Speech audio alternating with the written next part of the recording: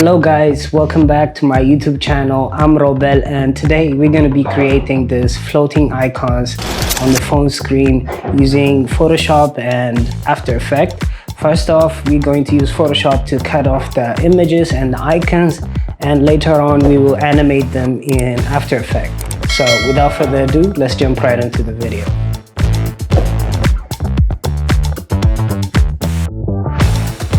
The first thing we're going to need is a footage of your phone laying down on a table like this.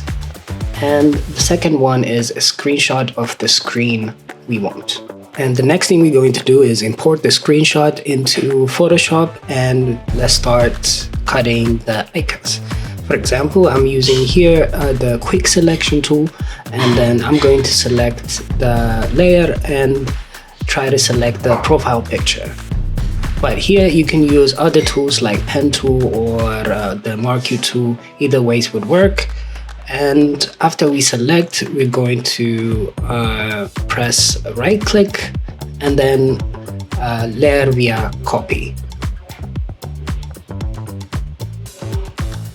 After you separate the layer like this, and you're going to repeat this process to whichever icons you want to animate in After Effects.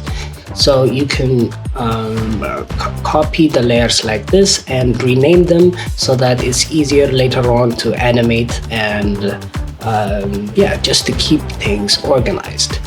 And repeat this process to whichever icons you want to animate. After you finish cutting the image in Photoshop, then we're going to import this footage into After Effects, and we're going to track it. And I'm going to go to Tracker, and if you can't find the tracker here on your window, go to the window and make sure you select the tracker. And after you select the tracker, select your clip and press Track Camera. And now we just have to wait and let After Effects do its thing, and I'll meet you guys after the tracking has been done. A few moments later. Okay, After Effects is finished tracking our footage, and as you can see, we have tracking points right now. And what we're going to try to do is create a solid and a camera in the 3D points, the tracking points we have. So I'm going to select those points you see here, and I'm just going to circle around on them. And after I selected them, press right click and create a solid and a camera.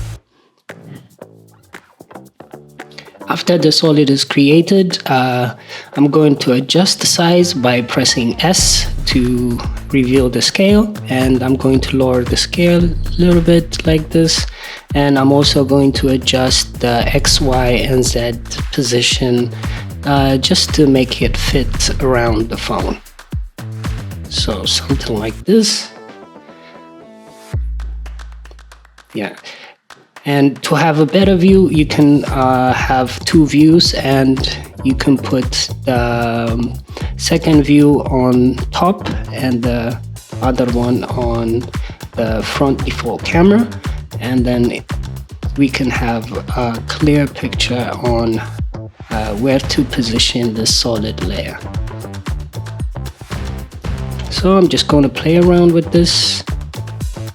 Maybe make it a little bit bigger, something like this.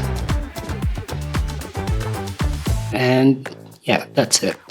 So after you adjusted the camera, you're going to right click on it and create a pre-comp, and leave all the attributes, select the first option, and then maybe rename it to phone screen or something, and press OK.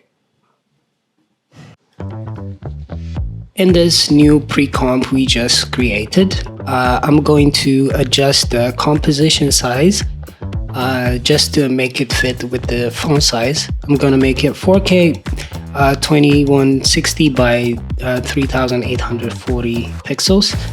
And after we adjust that, I'm going to import the Photoshop file we previously created. And yeah, go to File, Import, and select the Photoshop file. And we will have this box and make it an editable layer and press OK. And it will create a new composition of all the layers of the Photoshop layer. So I'm going to select all of them and copy it and paste it into the solid layer composition. And as you can see, now it's imported in the solid layer, and I'm going to adjust it using the XYZ axis now. But in our original main composition, if we zoom in a little bit, we can see that the phone screen is imported and the perspective looks correct. Now we just need to adjust, fine-tune it a little bit.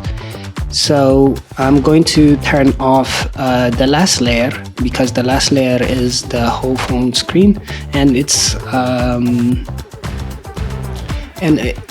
covering the real phone footage. So okay, I turned off the last layer, and now here we just going to adjust to make it align with the icons of the phone in the video.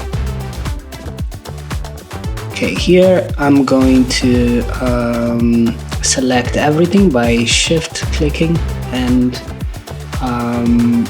adjust the scale to be, yeah, just play around with this number till you get this right. That's the whole strategy. And yeah, on the main layer, the main composition, I'm also going to adjust the size using the scale. Yeah, as you can see, it's getting a little bit better. Just playing around with the numbers. Something like this, maybe. And also moving it with the X and Y Z axis. And now it looks better. Yeah, so perfect. And now we will move into making keyframes. So I'm going to select all of the layers, press P to reveal the position keyframe. And then on the first, you just click on the keyframe button, on the stopwatch button. And then at the end, drag your cursor to the end of the composition. And then on the Z-axis, move all of the layers, drag it on the Z-axis. And after you drag it, it's going to make another keyframe at the end. So now I'm going to select all of the keyframes. I'm going to select all of the keyframes and right click on them, and on the keyframe assistance, easy ease. And after we easy ease it, go to the graph editor and make the keyframes even more smoother for every layer.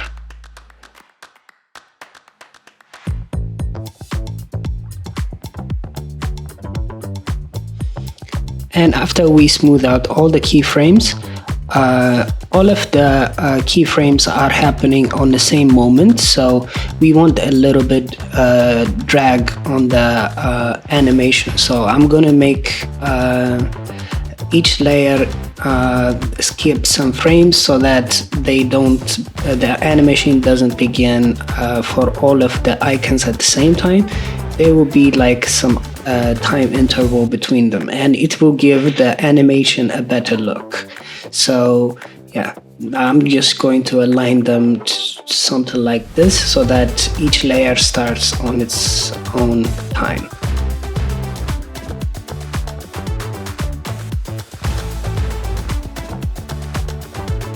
And at the last, we are going to add a glow effect to it. So to add the glow effect on the edges of the icon, duplicate the layer by pressing Ctrl D, then add the find edges effect on the duplicated layer, then select the original layer again and set it to track matte, to Luma matte, using the duplicated layer as the source. And select the original layer again and apply the glow effect by adding the glow effect. If the edges are too harsh and not exactly how you want them to look, you can also add Gaussian blur to the duplicated layer before using it as a matte. Well, this is what I have for you today, and I hope you got some value out of this video. And if you do, make sure to like and subscribe. I'll see you guys in another video, and I love you guys. Bye.